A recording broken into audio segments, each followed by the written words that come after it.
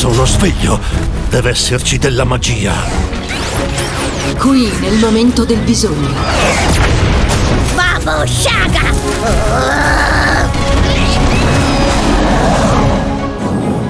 Hi, I'm Andrew Yip, Design Director for Legends of Runeterra. I want to introduce you all to Brett Freeman, Director of Strategy, and Dave Guskin, Game Director. Today, we're going to chat about our approach to PvE moving into 2022. We'll also share some details about competitive and updates to our release and balance cadence throughout the new year. 2022 will be a transformative year for LoR. We spent 2020 focused on launch, and 2021 was all about exploration, discovering what was possible with new game modes like the Path of Champions.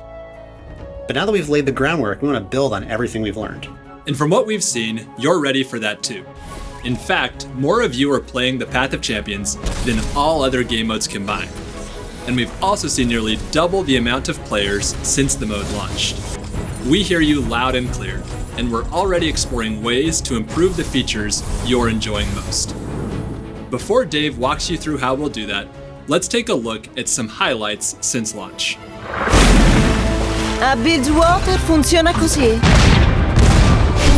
Cosa diresti a un uomo che ha perso tutto? Di morire con onore. Fuochino, fuoco, fuocone! Sentinelle, portate l'oscurità, lottate per la luce!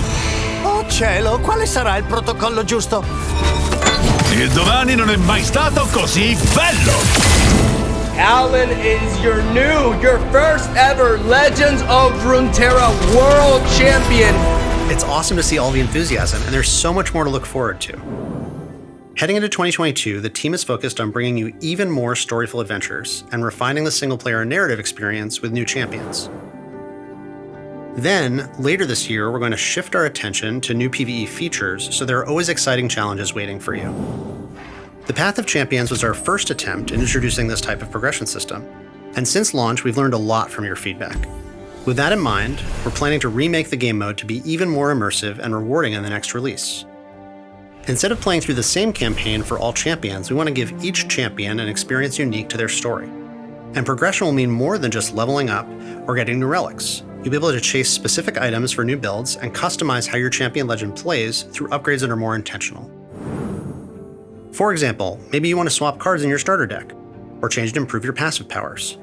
We're working on ways to give you more ownership over how your champion's story plays out. Now, an overhaul like this is going to require a progression reset, but that won't happen until the spring, so keep the feedback coming in the meantime. The team wants to hear from you so we can make the Path of Champions the best it can be. As our priorities shift for all this new content, some features like expeditions will churn out until we have a chance to reimagine a draft-like PvP experience. But as of February 15th, we've uncapped the number of times you can get weekly rewards, so if you've got tokens left, make sure you get your last runs in before the spring update. Thanks again, and stay tuned for more PvE news in the coming months. Now Andrew will take you through the rest of the roadmap for 2022. Thanks, Dave. First, let's talk content cadence. Bandle City marked our final region, so we won't have the same update schedule as we've had in the past. After a curious journey, we want to focus on standalone expansions that each explore something new.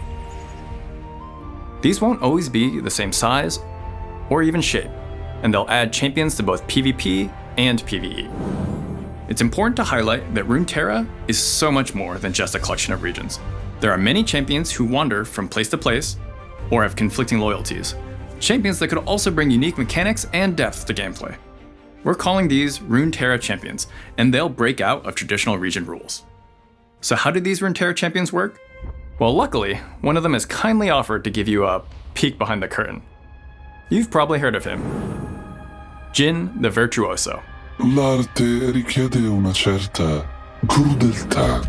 Each Runeterra champion has specific deck building rules that are unique to them. As an example, putting Jin in a deck allows you to include cards with skills from all other regions. This opens up a ton of new ways to strategize, and we can't wait for you to see how other Runeterra champs will shake up deck building in expansions to come. Next, a quick update on competitive in 2022.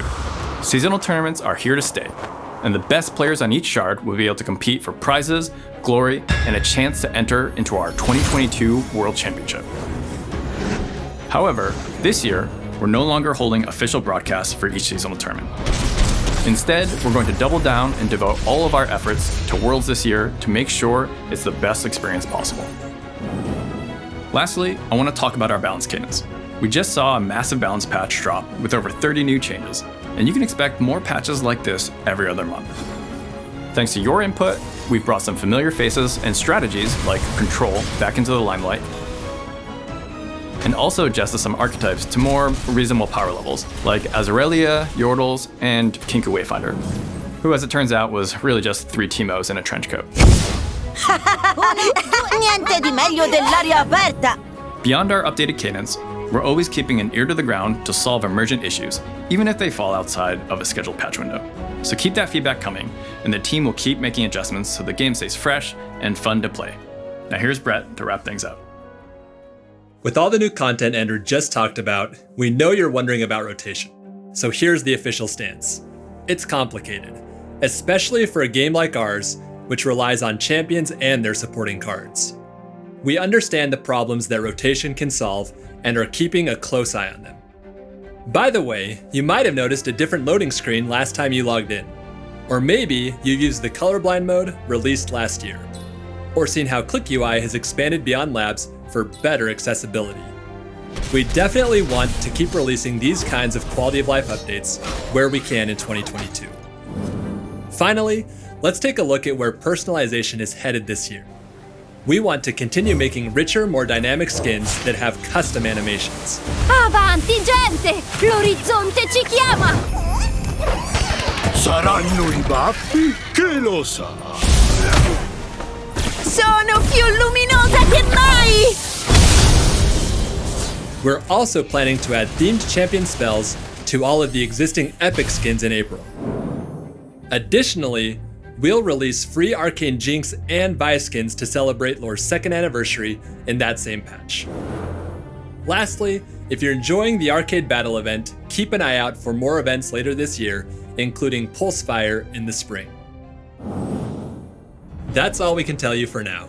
There's so much to be excited about this year, and the team can't wait to share more with you in the coming weeks and months. With your feedback and support, Legends of Runeterra has grown into something that we never could have imagined 2 short years ago. It's been a journey, but the real adventure was the Lux emotes that we endured along the way. Thanks for watching, and we'll see you next time.